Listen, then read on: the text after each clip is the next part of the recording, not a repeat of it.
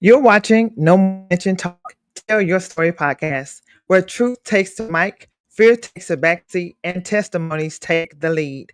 Welcome, everyone, to another episode of No More Flinching Talk, Tell Your Story. I'm your host, Carlotta Taylor, and today is special.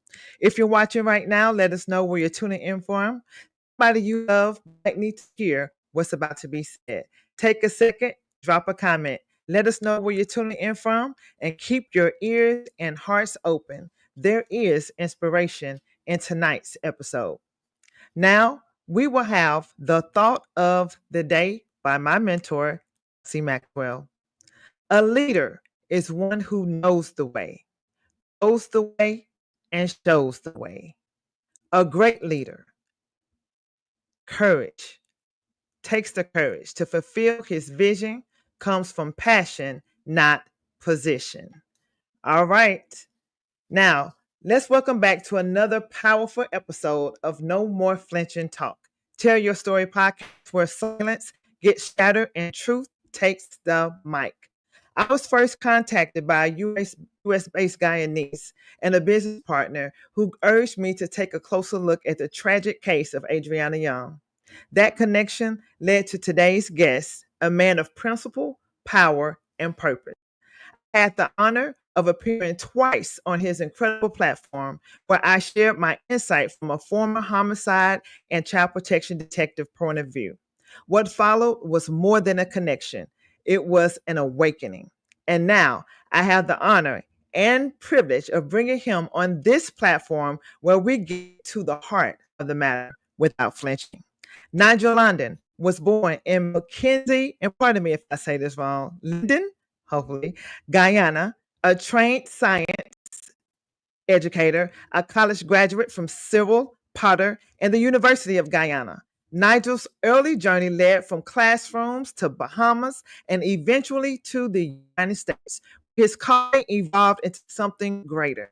He is the founder of C.O.R.E Ministries International, a respected apostle and spiritual leader. He's the visionary behind the People's Movement and a powerhouse entrepreneur operating Genesis Construction and Logistics.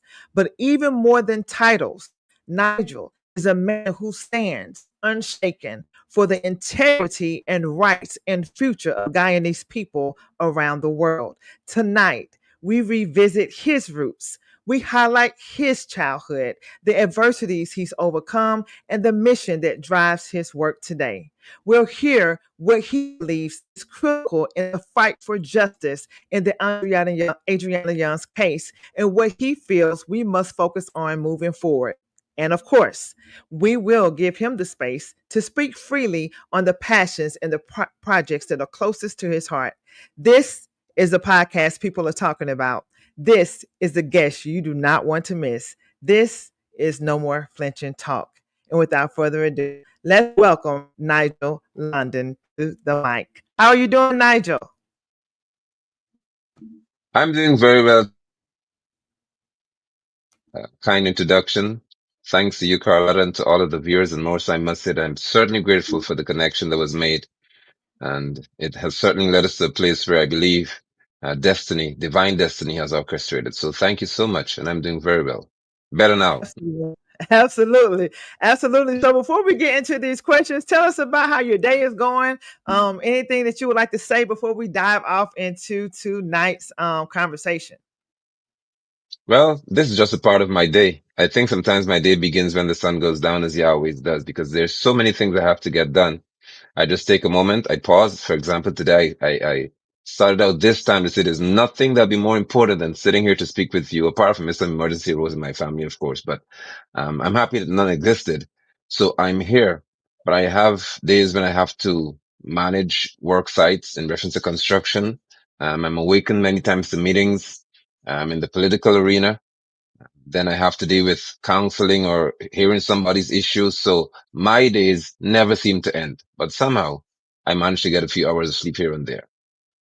Man, listen, I am so grateful that you were able to squeeze in some time because I know you are busy. I was just checking out your page, Nigel, and you were somewhere leading and educating people, and then you on a flight, then you in the truck, and then you. I was like, Nigel is everywhere. I am so grateful to have you. I know the people are Yeah. ready for this conversation tonight. So let me tell you how we like to do it here on No More Flinching Talk, Tell Your Story podcast. We like to go all the way back.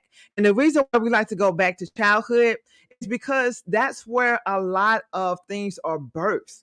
How did you grow up?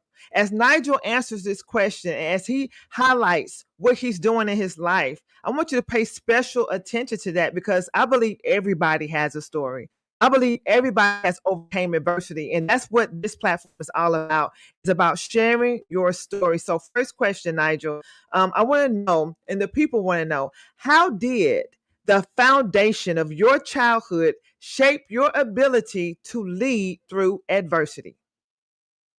Thank you. I'm so grateful for that. I think the foundation of my childhood will shape my ability through my viewing my brother's experience. My brother, who is now uh, asleep, I call it, he's deceased.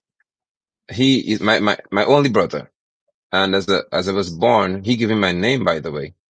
Errol suffered from sickle cell anemia. So he was, from the time I knew my brother, he was a person who is normally ill. But I saw in this young man somebody who, although he would have been going through so much, he would still take time to play cricket when he can, play soccer. We call it football here in the Caribbean. He'd play, he'd ride his bike with me. We did so many things together. And I looked at that and gained so much strength from my old brother or my only brother, knowing that he was able to go through that much and still be able to function.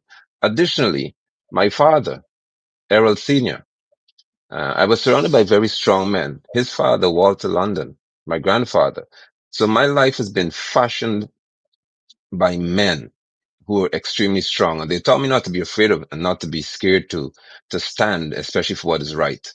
I've known my father to be one who, when women were being abused, my grandfather as well, they were never hesitant. They didn't have to be a relative of theirs. They were never cautious about ensuring that women were always safe, protected, and cared for. And those are certain values that formed in my character. These quality men and my wonderful brother, of course. Wow. I mean, I love the way you pay it forward and you throw it back to, sorry for the loss of your brother. There's That's fine. people that are watching who are giving their condolences. Thank you, audience, for that. We love the support. And then how you paid it forward and back to your father. Um, those were really good examples. And I think it's often wise to look at how a person who can have less and have to deal with more and have more trouble just living life with diseases and things that are holding them back, and they keep going, right? And I love how you look at that and use that as an example to go even harder. Okay, so what we're going to do now is we're going to go off into the next question. And the next question I want to ask you, Nigel, before we just really just get off into the Adriana Young's case, which I cannot wait, but I also want to set the stage because things that you have done are so important. So I want to ask, from Guyana to the Bahamas, that's a lot of traveling just right there alone, and then to the U.S., how did each chapter shape your journey and mold your purpose? Interesting. My leaving Guyana was due to just a choice. It was interesting in the manner it happened. I have what's called a certified, Caribbean certified, some certificate holder, meaning that based on my qualification, I can work in any Caribbean territory. So I was getting tired of Guyana at one point, and I said to my wife, listen, choose where you want to go. Wherever you want to live, that's where we go. And she said the Bahamas. I said, no, couldn't you choose Barbados or Trinidad, which is much closer because I really love family, my mother, my father, and so on. And my siblings. She said, no, Bahamas. So I just said, okay, let's do that. And, I chose that, but then again, tragedy struck where a friend of mine, he was teaching at the school in the Bahamas and he died, suddenly. And he was teaching science. So they said they need someone to replace him. They sent his wife to Guyana to find a teacher. And she said the first person she thought about was me. because she heard about how we spoke regarding my character and so on. So that led me there. But when I got there, I encountered, in many instances, challenges. One being that I was the only person in an entire country with the surname London. So when I was about to leave, they said you couldn't, if you did anything wrong, it would have been the easiest thing to find you. Um, and the challenge of having to teach in a different environment, deal with different cultures, I had to learn very quickly that you do not impose your culture on other people's. You actually appreciate other people's differences. And that makes the world a beautiful place. But then while I was there, I was also called to ministry. So I began preaching even more. I started in Guyana, but then more intensely over there. And persons saw in me apparently the ability to lead and to function in leadership spiritually. And that would have led to my traveling. Then before you knew it, there was a group of people in USA who said that they needed essentially a leader because they followed me. We'd be interacting. I'd be counseling them, sharing the word of truth with them. And they said, no, we need somebody to lead us. And I was actually sent there to launch C.O.R.E Ministries International, which was actually born out of my bedroom. I was in my bedroom preaching on Zoom, and they were in the USA. And just like that, a fellowship was born. So those were very interesting moments in my life, and they really would have been journeys I cannot forget. Wow, that's very powerful. And speaking of Yeah. core ministries, let's dive off into it. I did have a question about core ministries. As the founder of core ministries and the People's Movement, what would you Yeah. say is the core mission behind both? And how does that mission connect with standing for justice in the cases like Adriana Young's case? Thank you. Great question. Well, C.O.R.E Ministries International is Christ, our righteous example. And of course, the example that Yeshua the Messiah would have set is one that I seek to always stand by. I remember vividly, and I preach about this often, when he got to the temple and he saw that people were exchanging money and they were doing all kinds of business when persons were actually sick. And he took the cord from his waist and began to drive them out and said that, listen, this should be a house of prayer, but you've made it a den of thieves. And that struck me. It has always led me to know that our Messiah stood for the rights of others. He was moved to anger when he saw that people were being mistreated by a system. Mm, And that in itself led to my being able to function efficiently in Commerces International. But when I came back home to Guyana, it was during this period they called the pandemic COVID. I saw that people are being mistreated here again, and people are being forced to do a lot of things that I knew would have been unconstitutional. Actually, I call it medical tyranny in many cases. And so I began as an individual, one man standing by the market square to say that I'm not going to take this anymore. This is unjust. And I said, I'm standing for those who cannot speak, like law enforcement individuals, defense force nurses, and so on. And out of that would have been a challenge where an officer of the law said to me that I cannot speak to people without his permission. And I said, no, you've crossed a serious line here because you know that freedom of speech is enshrined in our constitution. It's actually a right of ours in reference to United Nations human rights that all humans should enjoy. So I said, listen to me. That mm. declaration covers all of us, and I would not allow you to do that. So when I got back, I said, now out of this will be formed a movement where the people will move Guyana forward in a righteous manner, not scriptural manner. But righteous mean that we abide by the law. The law is for all of us, and we should therefore be subjected to the same. So there's a synchronizing between the two. We're out of our Messiah's example. I can stand in any circle as he would have done and be able to function efficiently. I think I do. I hope I do. Yes, I believe the people believe you're doing a good job, Nigel, and I believe that as well. And I like to piggyback off of what Christian White says. Wow, very powerful testimony, Mr. London. And I would have to agree. I love how you gave the example from scripture about how Jesus don't play no games. People want to act like when they say, what would Jesus do? They always think that Jesus takes like the passive role and just let things happen, but that is not the case. Jesus stood up for right, and I can see that that's how you are walking out your life. And Yeah. Shanetta, I believe she said, yes, you do, Apostle. That's amazing. We love that. So I Thank want to you. ask, let's go ahead and start walking our way. I know we couldn't wait for it, but we're going to start entering our way into the Adriana Young's case because I do have some questions, and I can't wait until we get to your point of view, Nigel. I saw you was on fire on your own platform yesterday, and I was like, okay, we got to tip off into some Yeah. things and get some understanding about some things. But you were one of the first people to use your platform to elevate the Adriana Young's case. What drew you to the specific situation, and what do you believe is still being overlooked or ignored by those that are in power? Thank you. What drove me to that situation, what drew me to it is the fact that I'm a father. Um, I only have one son. So I'm surrounded by ladies, by girls, and they always say they're daddy's girls. And so when my foster brother showed me what was happening with Adriana, um, it got my attention because I said that this is a bit challenging to know that for so many hours this child cannot be found. But then I remember the following day, I was working on his vehicle in a parking lot of hotel, and he said to me, "Did you see what happened?" And I said, "No." And he said, "Well, they found her, or she's just been found in the pool." And I cannot tell the last day. Even when my brother died, I really didn't cry because I normally say that when people would have led a healthy life, solid and righteous, I don't weep for them because I know where they are. But in this case, I was wailing in the parking lot. I was really hurt. And I was pained because I knew that this is an 11-year-old child, not like my 55, 56-year-old brother. She's 11 years old and what happened to her. Also, to be honest, I was very angry because I remember I reflected on my childhood then and I knew that when I was a boy, if somebody does something wrong to me, would have done something wrong to me. And my mother, my father stopped me from beating them. I'll cry. I would weep because I didn't get a chance to do what I wanted to do to them.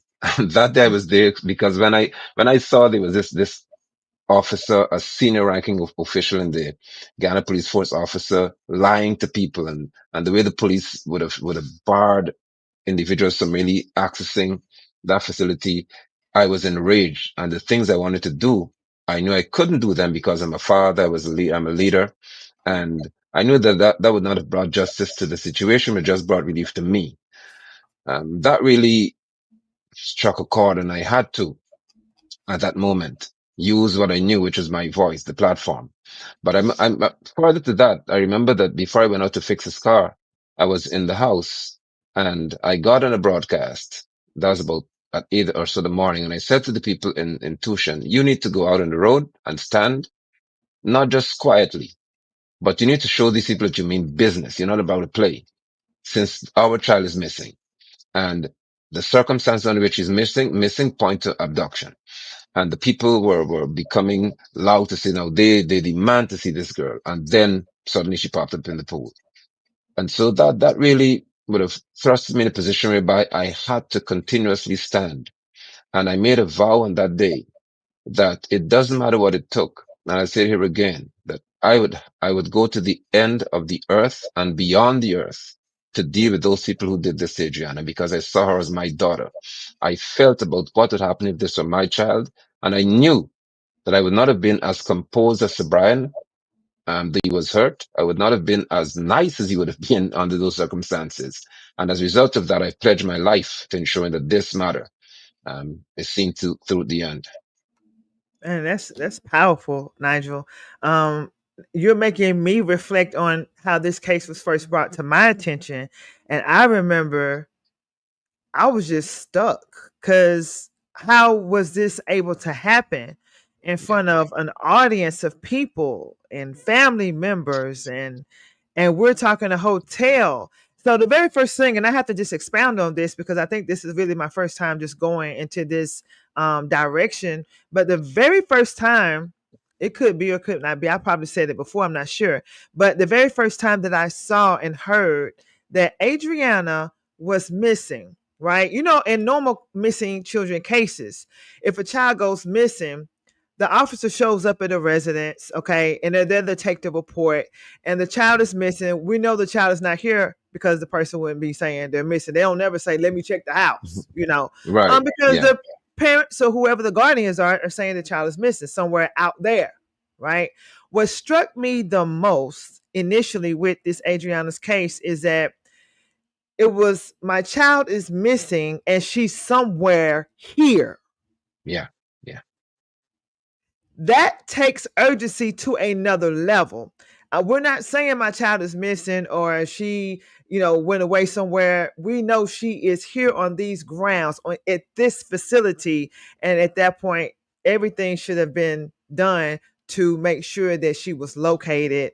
And I really hate that there were not systems in place where that could take place. But let's switch gears and go into another direction. I do want to ask the question because there's so many things out there on the internet and so many different narratives. So I know you've heard different narratives around Adriana's death, right? What stands out to you the most, and what do you think the public and her loved ones should be holding on to right now? What stands out to me the most is the role that the state agencies would have played.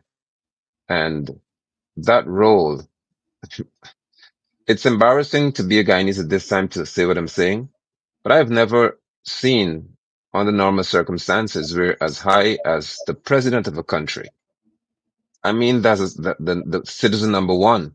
And to know that that individual would be involved in seeking to deceive the nation and other nations of the world into believing that what we saw was not what we actually saw. That in itself is tragic. It's atrocious. And when I saw that, I said, now, if you can go to that extent to use agencies of the state, to use law enforcement, which is supposed to protect and serve, of course, to use them not to protect, but to prey on individuals who wanted to have justice for this child, to utilize the likes of the Attorney General's office and others, Director for Prosecution. So many, as you would have said, a community of people got together to ensure that justice was not even remotely going to be served. And then what was worse when I saw that medical professionals, as it should have been, three of them would arrive in this country and blatantly, according to what the president said, lie. Said, now this is the limit for me. And so what I feel the public should be standing up for and expecting is that there will be no flinching, I should say here, to say, we know we can just cower and we let this just pass by. This should be a matter in which every Guyanese, for as long as you breathe, you remember Adriana's situation and you do whatever it takes to fight for her to have justice and for those who committed this act, all of them, to be brought to justice and to their knees. That should be what the public should expect under every circumstance. Yeah, I highly agree. And it is really alarming. It almost makes you feel like, is this real? Is this a dream? Like, when they use the term, you just gonna play in our face like that. Like, you just you Right. just gonna play in our face. Like we can see you. We can see that she was there. We can see that you're saying you have surveillance of her leaving, yet you don't have surveillance of the establishment. Which one is it? There's so many hiccups and things that are so wrong with this case. You know that something is just not right. So what would you say is, because I do have a few questions, but before I get into those questions, I really want to just really know, like, if there was the number one thing aside from the government, the police involved, and things that are trying to block the truth from coming out, what would you say would need to be the very next step to push this case forward so that it can actually see the light of justice one day? I think the next step should be that, well, hopefully they'll be um, further exposure of those who involved, in terms of if there's any information that can be had, even internationally, because I'm firmly convinced, and I don't know if we go there later, but I'm convinced that those two pathologists, especially Rudner and Collins from the US, can be cornered into speaking the truth because they know this is not Guyana here. So they are well aware that the fact that they showed up in Guyana and they would have been involved in the situation. And it is an absolute untruth that this child would have been in the water for 20 hours. It makes no sense. So the fact that their names or their signatures are attached to this situation, there should be somebody who is saying over there, listen, you had better speak. I hope that someone is making them feel so pressured that they have to tell the truth. More than that, I believe that their good consciences should lead them to say, well, they're involved in something that they essentially have their signatures attached to that should not be the case.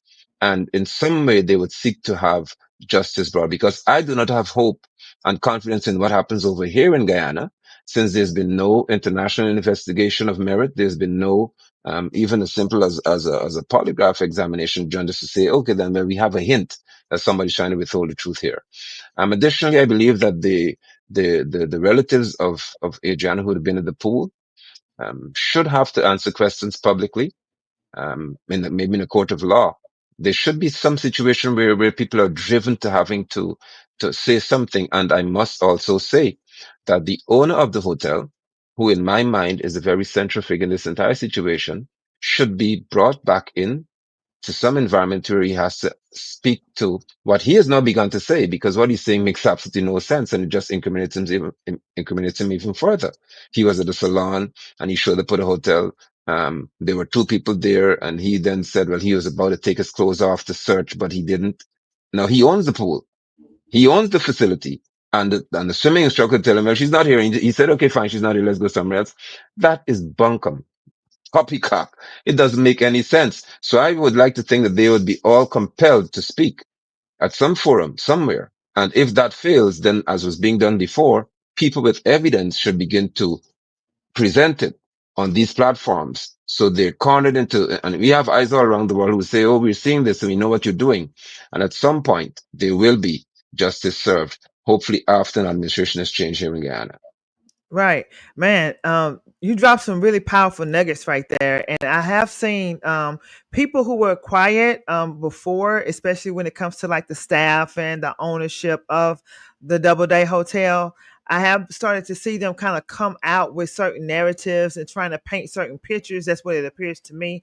But let's go back and unpack what you were saying about whether it was the owner or is that the owner's son. I'm not sure which one, but let's unpack the whole situation about saying that they was taking their clothes off, getting ready to go into the pool, right?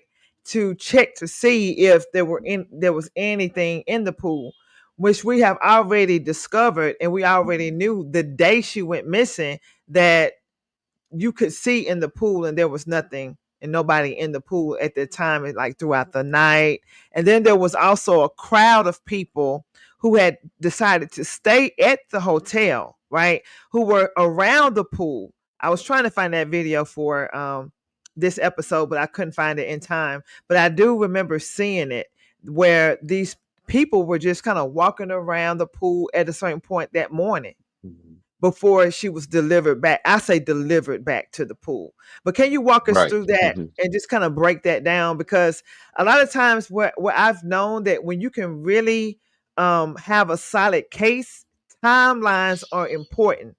And a lot of times when people are saying or trying to give an alibi, trying to say they were not present when they probably was present, trying to say that they were at this appointment or doing this over here, they start telling so many lies they really can't keep up with what the truth is that they're trying to paint the picture.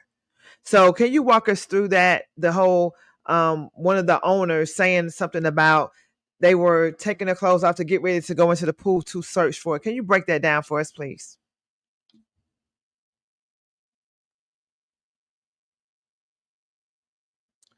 For some reason, I don't know if it's me. I can't hear you, Nigel. So can you let me know? No, I can't hear you. I can't hear you. Can you hear me? Okay, so I can't hear you.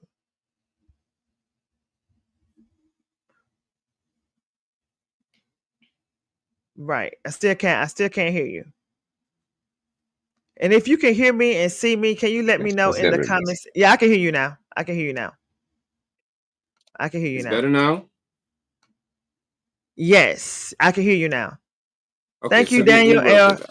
Yeah, thank you, Daniel L. Harris. I see you out there. Justice for Adriana. Had to give a shout out to DH. Okay, back to you, Nigel. Great. Okay, so the owner, his name is Bola. He's a young man who said that he got there. He wasn't on the scene, so he obviously knows that she was missing at 1:30, just in that window of time. So he said he wasn't on scene, and at 2:30 he got a call. He was at a salon and he got a call saying that the child, a guest is missing. Not a child, a guest is missing. And so he made his way to the hotel. When he got there, he saw that there were two people searching in the pool. a swimming instructor. I don't know how he knew the person to be a swimming instructor, but he said it's a swimming instructor and not the individual. He began to, according to his report, remove his clothing or attempt to try to help them. And he asked the instructor asked him if he could see in the 8-foot section of the pool, the deepest side, and he said no. Now, all of this, Carlotta, is being said while he's reading. He was reading a statement. Now, I looked at it and said, no, if I'm telling you what happened, I don't have to read any statement. If I know what happened on any day, on such a significant moment, in such a significant situation, I would never have to read a statement. I'd tell you exactly what happened because it would never leave my memory.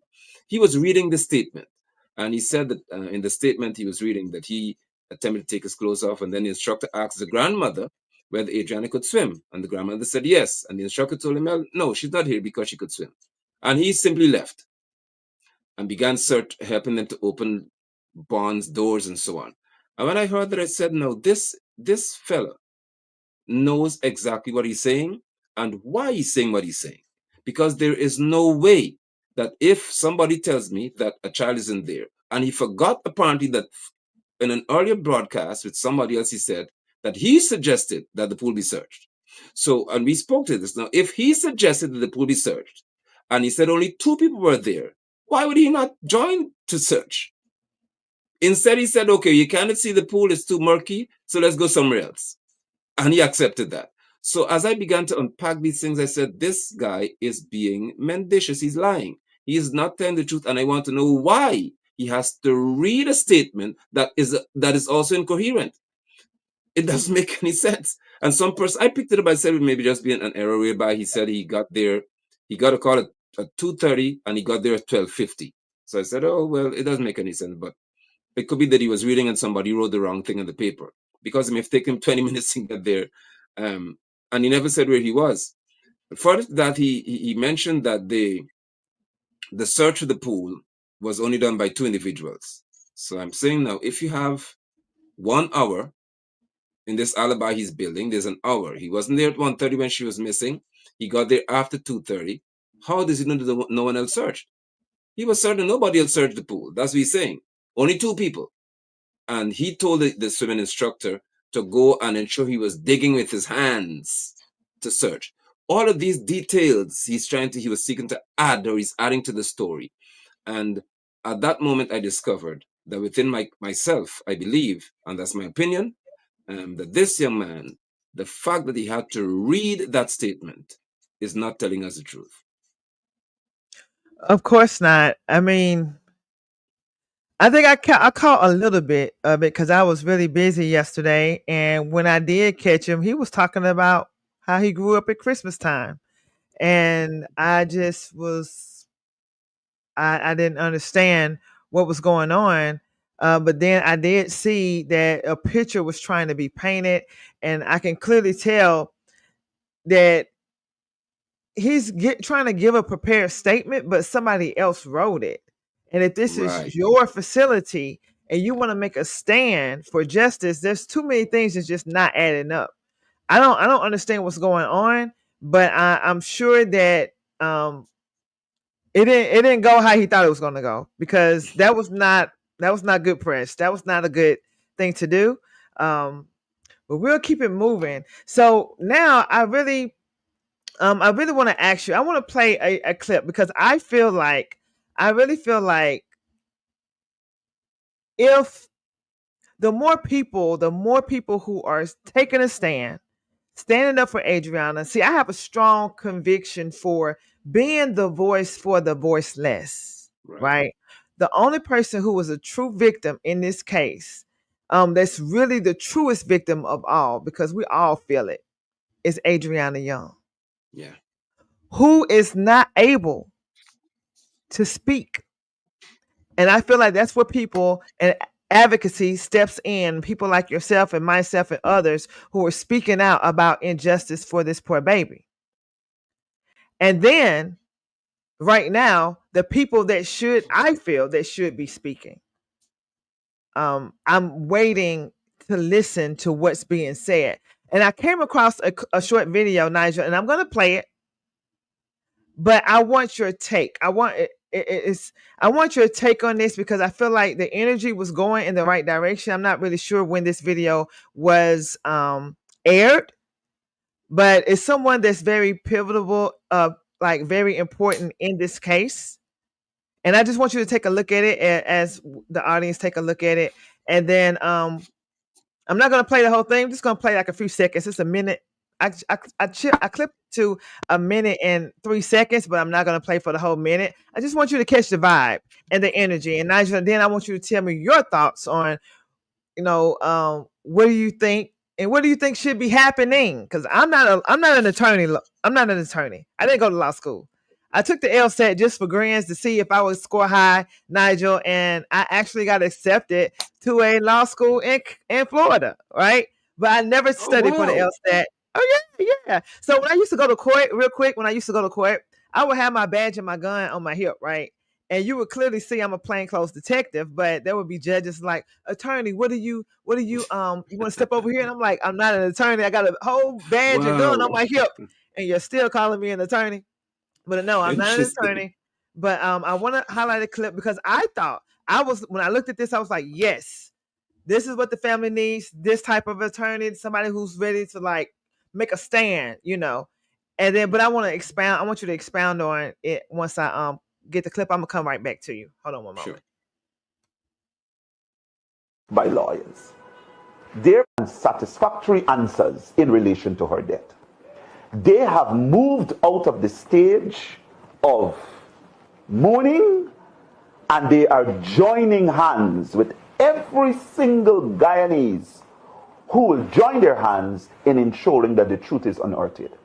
And so if it means that this body has to be embalmed, they are also exploring that, but they will not put her to rest in the earth until answers are given, until a satisfactory investigation is done.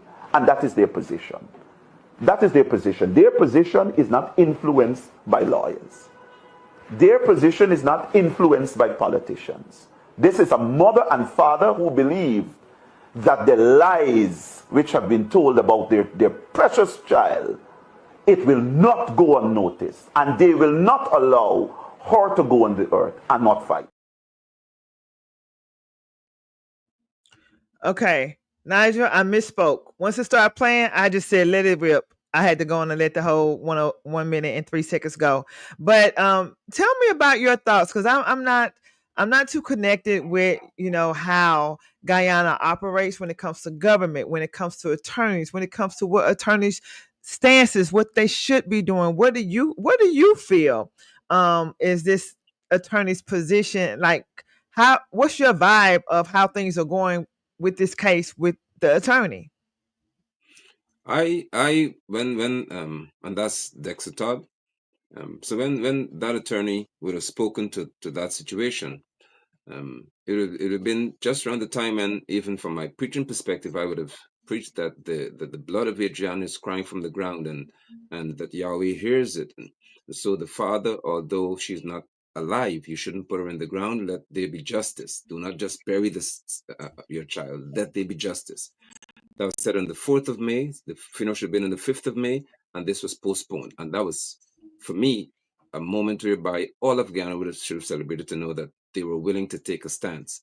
Then to hear Dr. Todd step to say, well, this is the position they're going to take. The culture here looks at Dr. Todd as one who would have been an attorney who means business. He intended to ensure that there's going to be no recanting. There's going to be no again, I say flinching. We're going to stand and ensure that this is being dealt with. We're taking care of business. And that hope came alive. There was at that moment when I remembered, I watched that interview, and we said all across the circles in which I find myself, this is what we need. This is the kind of attitude we want, whereby we prepare to take the system on and prepare to do whatever has to be done, including having a second autopsy done overseas. So those were all moments where within my heart and the hearts of many others with whom I spoke, we felt that this is exactly what was required. Ever since that happened, and of course, Adriana's body was taken to the USA. The autopsy was done by another was done by Dr. Terry, and recently, I have not seen that much activity from the said attorney. Now, I don't know what has got him that occupied. I don't want to jump into saying anything that is in any way treacherous in reference to his character, but I'm just saying that the same energy we had then, at least we want to have some of it now to say this is where we are. We've seen the state seek to insult this good attorney's character to say that they couldn't answer. The commissioner of police, the head of police in Guyana was saying, we can't answer you. Every question asked them, we can't answer that. And make a mockery of the situation. Then to get the report of the three, I call them three stooges, these three people who said that she drowned and they agreed and all the nonsense. I mean, they did the gods, as you would say, to this family. And I would expect that the worse that they do, the stronger will be the voice of Dr. Todd to say, no, we're not taking this from y'all. We're prepared to deal with you even in public space. I'm encouraging, hopefully, that loudness to be reborn and to be reignited, because it kept hope alive and it kept persons interested in what was happening. Now people don't know what is going on because they're not hearing the sound from the voice we trusted. And that to me is something that should be catered to in our nation. I will have to agree. You said I really like the direction you were going in, and it's right there in plain sight. Like you had this big energy, and I was commending that energy because I'm like, this is what is needed. I agree, but as they say in the term today, keep that same energy. Right. Keep that same energy. I believe you can still make a stand, even if you are dealing with confidential information. There's a way to make a stand on that and still have a voice and still show that you are for justice, right? And if those are the things that are happening, but it's just interesting, and I feel like this is very important. Whatever is happening right now, whether it's silence is very important, because Yeah. what is silence is very loud too. When you're not saying anything, it's Yes. almost like you can hear screams, right? Yes. So anytime I hear silence from people involved in this case where you should not hear silence, I hear Adriana's voice is muffled. That's what I hear. Yeah. And that's what we do not want to hear ever. All right. So before we wrap it up, I know you have a busy day. It's fine. Someone says we still have the energy. Come on now. Corrine Dornick. She says we Exactly. still have the energy to see justice for our baby, Adriana. Yes. Yeah. And we second that. We second that. Amen. Absolutely. Is there any special projects that you're working on that you want the people to know about, Nigel, or anything that you would like to share before we conclude this episode of No More Flinching Talk today? Is there anything on your heart you would like to share It's before we done ask the already. final question?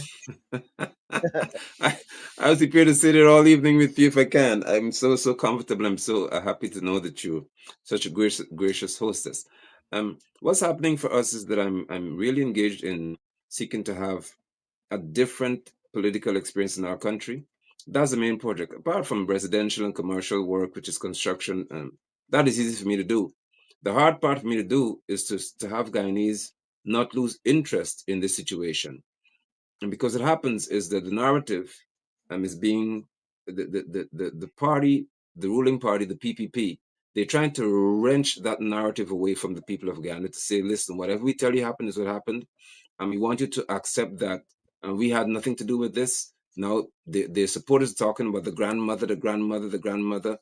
And so the effort being made here on my part is twofold. One is to ensure that Adriana's matter is not forgotten in the noise of politics, because to me it is political. Political figures made decisions to ensure that this child's murder, I call it, is not solved. That's their decision that they made. Political figures made a decision to lie to the nation of Guyana, and to even call a young lady a terrorist for telling what they consider to be an untruth.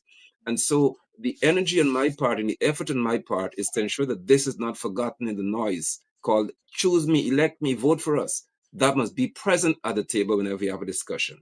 And also is to to point out, Carlotta, that the PPP is so bad that persons in Guyana are afraid to stand as I am, to say, I'll be a candidate if you want me to be, and I'll represent my people. It is that bad. We persons are afraid to even be an option in an election. This is how dangerous the situations become out of that Adriana situation, among others. So we're being led by tyrants, by those who people, even within their minds, feel that they can do something to them for just simply standing as a potential candidate in an election cycle. And those, that is where my projects are now, where I'm trying my best to get our countrymen and women to think differently, to understand that we are the ones who will change our political future. And I consider to be changing Guyana to have a different experience, a different political experience, whereby those who are culpable will be guaranteed a day in court and be guaranteed that they'll face every law possible regarding their actions. So that's what I'm busy doing, and it's occupying all of my time. I have no issue with that. More so, I always keep at the forefront of my mind the fact that I'm an apostle of the Lord Yeshua, and because of that, I also have a lot of commitment to my family, to the saints, and the way I interact with them. I have strength to continue standing at all costs, and that's what I will do in every area of my life. And what I do is I do not balance my life, and it's something I think may help someone in this broadcast. I don't balance my life. So people may say there's so many things you have to do. How do you balance it? I don't. I prioritize. Some things are more important than others, and that's how I function. So what's most important is given the necessary attention, and then the lesser things will of course fall into place in due season. Outstanding. Man, you dropped a lot of bombs right there, and people in the chats are blowing up. I can't keep up. I can't highlight all of your posts, your comments. Amazing comments, amazing energy from the audience tonight. Somebody said Nigel for president. I just wanted to let you know that. Okay. I'm But grateful. Thank you. right. I want to take it back somewhere because I'm hearing this a lot, and it is very scary to know that anybody, and these are just my thoughts. I'm on the outside looking in, right? But these are my thoughts. Anybody who stands up for justice for Adriana in Guyana, anyone who speaks of any truth, they are quieted. They are stripped of their voice. They are punished. They are criminally charged. It is like any speckle of truth that tries to come out, people are scared. Yeah. So it raises two questions for me. One, it raises, if that's the case, in this case, then anybody who's standing in a position that's saying, I'm saying justice for Adriana, it gives me, I see a question mark. Because how are you able to stand when nobody else can? That's one. Wow. How are you being allowed to stand when nobody else can? All you got to do is think about it. Secondly, Nigel, what should people do? Like, I really want us to get to an answer. They're scared. They're being threatened. Their lives are probably even being threatened. I saw one person that I know, when I saw his live, I don't even know these people. I'm just looking, and from my experience as a former detective, I can see somebody got to this person. Yeah. They are speaking from a point of fear. And they're just trying to read the script. They're trying to say the script, because if they don't say it like this, they are in fear of their lives or other people, maybe people that they know. It's plain as day. So what do you think is the answer, Nigel? What should Guyanese people really do in that position? For me, it takes me back to my childhood. As I said, I was raised by very strong men. And there's one lesson I learned from my father and my grandfather. And that was that if ever you are not allowed to be a man, I'm saying masculine here, a man to stand and protect your family, then you're better off being dead. That's where I was raised. So there's nothing, I have no fear of people, because in their mind, I was trained to think that the day I am so weak that I cannot protect what I should and who I should not be breathing. Now, with that conviction, I face anyone in this world. So when persons are concerned and say, well, you know, they can do something to me, I'm saying, do what? If I am to go silent, that's when they've done something to me. Now, if we're multiplied, if I'm multiplied by 10,000, then this administration knows that they would become powerless. They'll be hiding somewhere. They'll get in planes and get out of the country because they're afraid of people who stand the way I do. And more than that, I've learned from people who try to bully and harass me at school, I have never been successfully bullied, because what I did is I go to bullies and confront them. And I'd say, yesterday you said you wanted to fight me, and I'm here to fight you today. Let's deal with this now. Bring your friends to the field and let's get this on right here, right now. You name the spot and we'll deal with it. So they've never had a chance to corner me. And because of that, I encourage Guyanese to adopt an attitude that says that that's why the people's movement was born. The people move the country forward. And when we understand how much power we have and we act collectively, then we have an opportunity to solve this problem. But if persons are afraid to stand, thinking what happened to them, the tyrants, the dictators will win. There's a solution to this, Carlotta, a very simple solution. The solution is the people must understand how much power they have when they act collectively. Everybody wouldn't be like you or me to stand alone. But if we can act collectively, and we can all say, because this began on the day when Adriana was found in the pool, when she was put in the pool, as a matter of fact, there was a nationwide unified voice, unified stance, and it drove fear into the tyrants. And they had to use a strategy to say, okay, we're going to have an ethnic or a racial tone to this, and we're going to try to pull people away based on the ethnic groupings, because they knew that if Guyanese continued to stand united, they would fall. That administration would have crumbled. That opportunity was presented to us for a few hours, but it's still present now. If we can stand together at this moment and say the same thing at the same time, just different platforms, there will be no one who we should fear. They'll be very afraid of us, because they'll know that unity presents a sound that dictators fear. I can present this to you all. There is no dictator on this planet who is courageous in the face of united people. Whenever a dictator sees unity in numbers, they become scared. And they normally flee their countries, because they know that when thousands of people unite, dictatorships and tyranny will always be defeated. And that's how I live my life. Mic drop. Man, did you all hear that? What he just said? He just gave the answer to it all. God was in that. God was in that answer. Thank you. This needs y'all need to spread. Go tell it on the mountain, over the hills, and everywhere. What Nigel just said. The answer is in unity. Everyone coming together.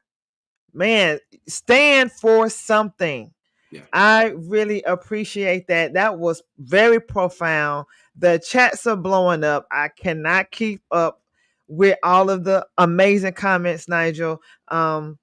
I want to ask you this last question, and I would love for you to come back for a part 2. I know I came on your platform twice.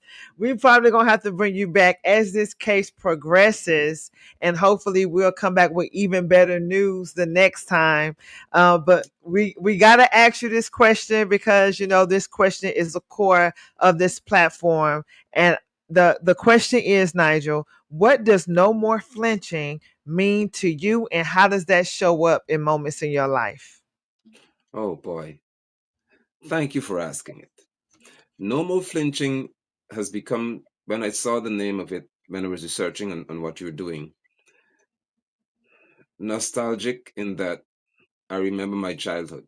I remember what formed my identity. I remember what made me who I am. And that was my being trained to never flinch. Mm. Never ever as a child be afraid of anyone or anything. I can share this with you. As a 10-year-old boy, there was an election just as there is now. And I was living in a predominantly East Indian neighborhood or community. As a boy going home from school on a long, lonely road, 6 adult males of East Indian descent said, "You see that boy? Let's kill this little black boy." And I was in uniform. That's why Adriana's situation touched me so much. And I looked around and said, "You talking to me?" Now, obviously, they didn't know what to do, because the child asked them the question. I said, "You're talking about me?" No flinching. They were unfortunate to have, in my presence, stones, rocks. I went to the corner of the road like little David did, picked up the rocks, And we lived in a gated community, a gated compound. So the security officer said that he saw 6 men running. When he looked behind them, there was a boy with rocks chasing them down the road. And I was pelting at them in their heads wherever it hit them and saying, come back, turn back and come here. So he started chasing behind me to see what's going on. Why would Nigel, the manager's son, be chasing 6 grown men with bricks? And I was crying, of course, because I intended to do a lot to them. And when he finally got me, I said, they said they're going to kill me. So I want them to come back to kill me. No flinching. Mm. This takes me back to the years of my life when I was formed as a child and framed as a man to never flinch in the face of any adversary. Stand and be counted. Wow. Wow, wow, wow. That is incredible. One of my favorite answers when anyone has ever been asked what does no more flinching mean to you. You took it all the way home, Nigel. We really appreciate you. Thank you for being an honored, distinguished guest today. And I look forward to you making another appearance on No More Flinching Talk. Tell your story. This was I'll be honored. incredible. This was incredible. Thank you so much and have a wonderful day. Do the same. Thank you. Thank you. Incredible. I'm going to have to go back and watch this myself. But once again, to everyone watching this episode, if this touched you, talk about it, tag a friend, replay it, reflect on it. We're just getting started. Meet me right back here next week, same time, same fire. Because around here, we don't flinch. We tell the truth and we keep it moving. This is No More Flinching Talk. Tell your story. Until next time, take care of your soul and take your story off mute.